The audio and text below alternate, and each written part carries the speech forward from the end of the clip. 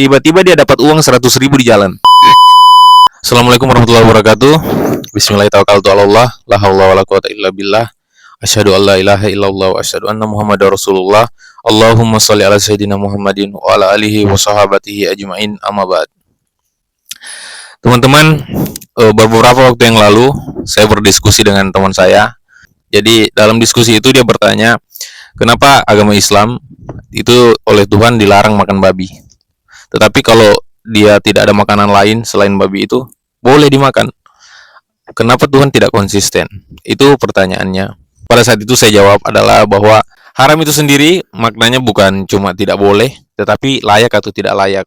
Kenapa tidak layak? Karena begini. Karena kata haram itu dalam bahasa Arab, kata melarang itu bukan cuma haram. Banyak kata melarang dalam bahasa Arab. Kenapa memilih kata haram? Karena haram itu sendiri itu mengandung makna kesucian. Seperti halnya bulan haram, bulan yang suci, tanah haram, tanah yang suci, Masjidil Haram. Kata haram sendiri itu mengandung makna kesucian. Apa maksudnya? Kesucian itu melambangkan kehormatan. Jadi ketika Allah mengharamkan sesuatu, itu dalam rangka memperlakukan kita manusia sebagai makhluk yang terhormat. Karena kan kita dicipta ke dunia ini tuh sangat terhormat ya. Kita itu khalifah, kita pemimpin. Contohnya seorang presiden misalnya. Presiden itu ada protokolnya. Banyak larangannya, dia tidak boleh berlaku seperti ini, dia tidak boleh singgah di sini, dia tidak boleh minum-minum di sini. Apakah itu membelenggu presiden? Apakah presiden marah diperlakukan seperti itu? Dia tidak marah karena dia tahu itu dalam rangka memberikan penghormatan kepada seorang presiden. Karena dia seorang pemimpin, jadi perilakunya harus memberi contoh. Jadi ketika Allah mengharamkan sesuatu, itu dalam rangka memperlakukan kita sebagai makhluk yang terhormat. Jadi harusnya kita senang mendapat keputusan haram dari Allah, bukan marah merasa terbelenggu, ini tidak boleh, itu tidak boleh. Jadi ketika Allah melarang, itu harusnya kita menerima dengan senang hati keputusan haram dari Allah. Nah, bagaimana kaitannya dengan babi ini? Dalam Al-Quran sendiri Allah sudah menegaskan bahwa aku ciptakan bumi ini untuk manusia. Semuanya boleh. Babi boleh kalau tidak ada makanan yang lain. Gambarannya seperti ini. Seseorang merantau. Dia lapar. Dia tidak ada keluarga. Dia di hutan misalnya. Dia berjalan di jalan di antara tidak ada orang di situ. Dia lapar. Tiba-tiba dia dapat uang 100.000 di jalan. Apakah boleh diambil uang ini? Kalau secara syariat itu tidak boleh. Harus dia umumkan uangnya siapa ini, dia simpan dulu 1 tahun. Kalau sudah tidak ada yang cari baru boleh dia pakai. Tapi dalam keadaan lapar, tidak apa-apa dia belikan. Dia belikan nasi kuning kah 5.000. Yang penting rasa laparnya sudah hilang.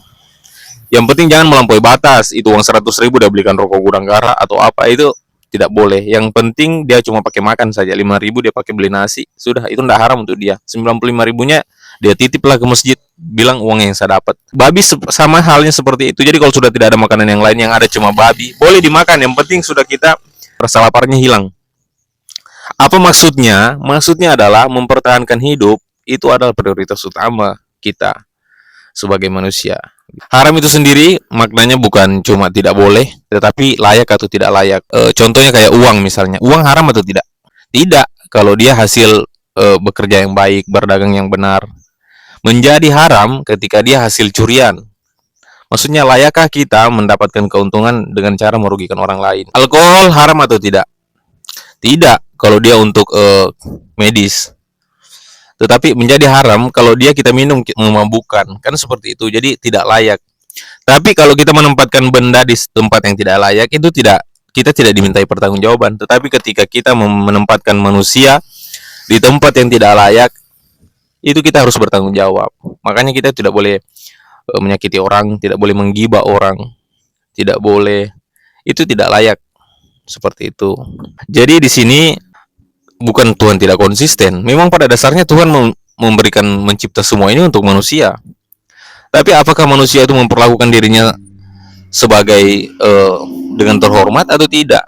Jadi ketika Allah mengatur kita, ini tidak, ini jangan, ini boleh, ini jangan, itu dalam rangka memperlakukan kita sebagai makhluk yang terhormat. Jadi harusnya kita senang ya.